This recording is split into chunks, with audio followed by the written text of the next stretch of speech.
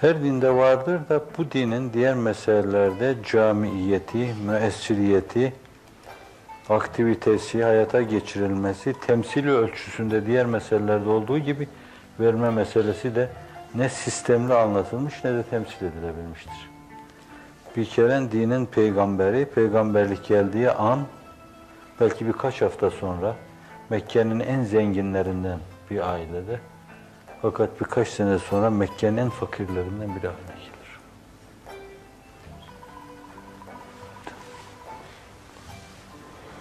Vermeye alışırsa insan, dünyada verme kadar zevkli bir şey yoktur. Yani zannediyorum size de öyle geliyordur. Böyle şu odayı da alsan dışarıya götürsen, birine sırtına yüklesen böyle, sanki ahirette bir kısım hesabı omuzunuzdan kaldırmışlar gibi insan kesbi hiffet eder. Verme o kadar güzeldir.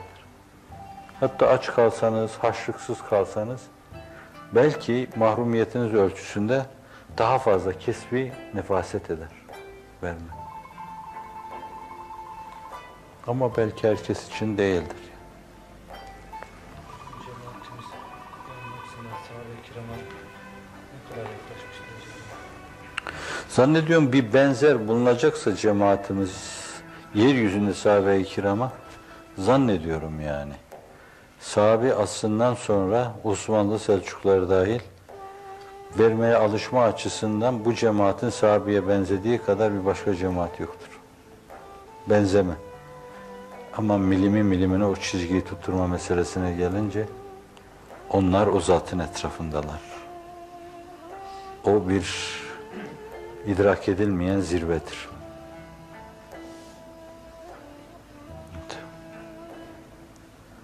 Vermenin böyle şerbet içiyor gibi, bal kaymak yiyor gibi neşeli insana ait bir hal, bir tabii hal haline gelmesi Cenab-ı Hakk'ın bu cemaata bir vergisidir.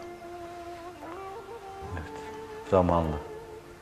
Ve gelecekte zannediyorum aynen tevelle ve ayunum tefiyzu mined-dem'i hazanen alla yecidû ma yunfikûn. Veremediklerinden dolayı ızdırap içinde, yemeden, içmeden, uykudan kesilecek insanlar olacak.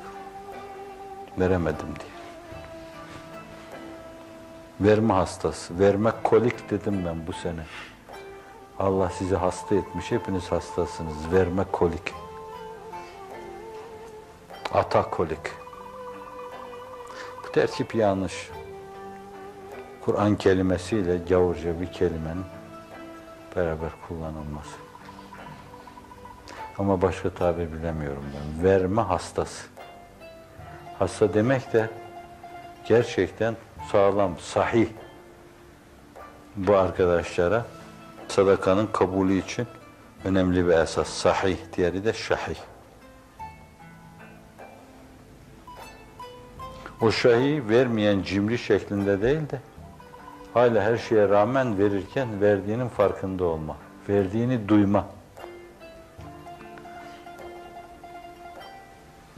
O böyle içki masalarında haydan gelmiş huya veren insanlar vardır, umurlarında değil, öyle değil yani.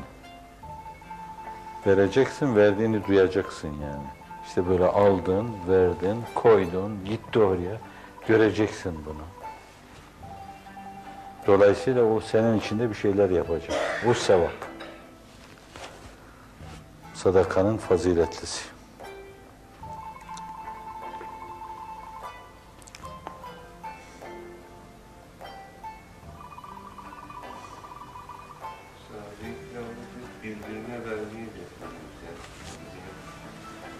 Bu cemaatte de var. Yani o yapıyorlar çok. Hizmet yapıyor ona. Büyük ölçüde yalnız tek merkezde toplanıp bütçe teşkili meselesi vardır. O bizde bir şeydir henüz. Ulaşılmayan vetire. Merkezi.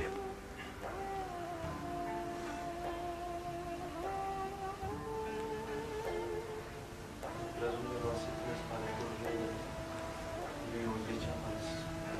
Mesela bakır ve mesela ayrı cümleten ve cümleten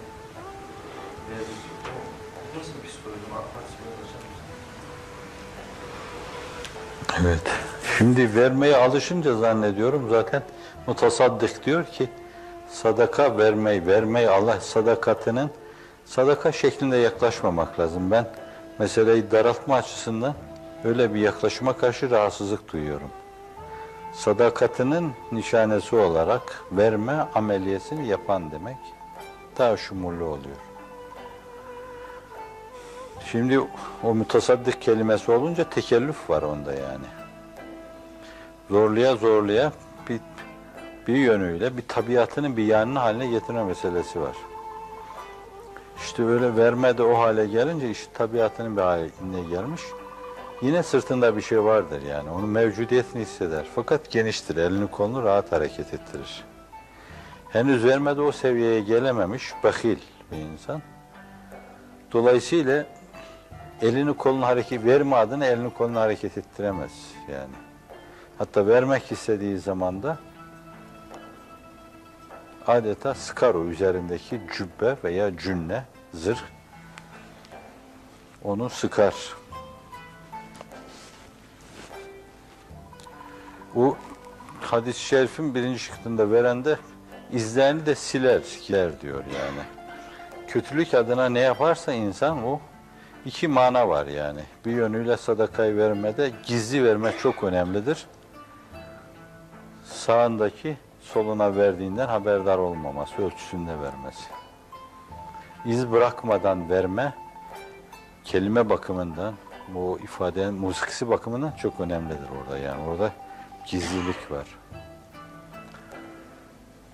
Bir diğer taraftan da mesavisinin, o seyyiatını silmesi, götürmesi demektir yani.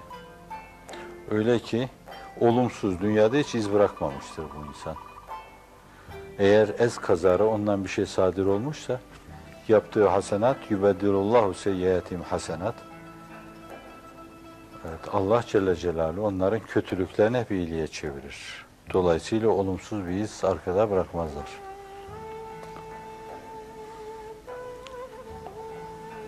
Daha fazla bir şey söylüyorsanız ben hayatımda hiç öyle cimri olmadım. Yani bir şey alıp tutan bir insan olamadığım için elleri cübbesinin içinde sıkışmış bir adamın mal biriktirip de verememe ruh haleti ne demek olduğunu bilemem.